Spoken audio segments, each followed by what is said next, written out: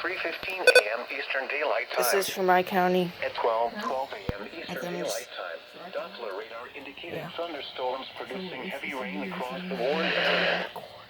2 to 4 inches of rain, with locally higher amounts, had fallen in the past 3 hours. Additional rainfall amounts of up to 1 inch is possible. Is expected.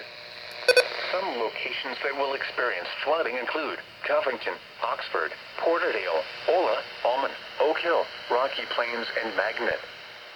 Be especially cautious at night when it is harder to recognize the dangers of flooding.